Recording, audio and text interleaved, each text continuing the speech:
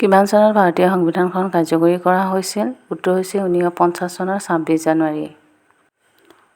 কোনখন আইনক মৰলে মিন্টো সংস্কাৰ আইন বোলা হয়? উত্তৰ হৈছে 1909 চনৰ ভাৰত চৰকাৰ আইনখনক। কোনখন আইন অনুসৰি ভাৰতত প্ৰথমবাৰৰ বাবে স্বায়ত্তশাসন আৰু যুক্তৰাষ্ট্ৰীয় শাসন প্ৰৱৰ্তন কৰিছিল? উত্তৰ হৈছে 1935 চনৰ ভাৰত চৰকাৰ আইনখন। স্বৰাজ পাৰ্টীয়ে সংবিধান ৰচনা কৰিবৰ বাবে কিমান চনত সংবিধান সভাৰ দাবী তুলিছিল? উত্তৰ হৈছে 1924 চনত। আগষ্ট প্ৰস্তাৱ কেতিয়া প্ৰস্তুত কৰিছিল? উত্তৰ হৈছে 1940 চনত। কেবিনেট মিছন কেতিয়া ভাৰতলৈ আহিছিল? উত্তৰ হৈছে 1946 চনত। খচৰা কমিটি কেতিয়া গঠন কৰা হৈছিল? উত্তৰ হৈছে 1947 চনৰ 29 আগষ্ট তাৰিখে। খচৰা কমিটিৰ মুঠ কিমানজন সদস্য আছিল? উত্তৰ হৈছে 7 জন।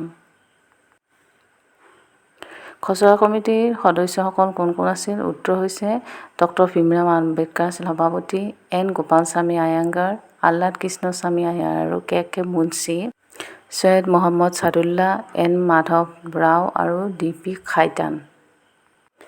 সংবিধানৰ খচৰা কমিটিৰ ভিতৰত থকা অসমৰ ব্যক্তিজনৰ নাম কি আছিল? উত্তৰ হৈছে সৈয়দ মহম্মদ ছাদুল্লাহ। সংবিধানৰ খচৰাৰ ওপৰত জনসাধাৰণৰ মতামত দিবৰ বাবে কিমান সময় দিয়া হৈছিল? উত্তৰ হৈছে 8 মাহ। কিমান তাৰিখে ৰাজেন্দ্ৰ প্ৰসাদে খচৰা সংবিধানখনত স্বাক্ষৰ কৰে আৰু সংবিধানখন গৃহীত হয়? উত্তৰ হৈছে 1949 চনৰ 26 নৱেম্বৰ তাৰিখে। সংবিধানখন ৰচনা কৰি উলিয়াবলৈ কিমান সময় লাগিছিল?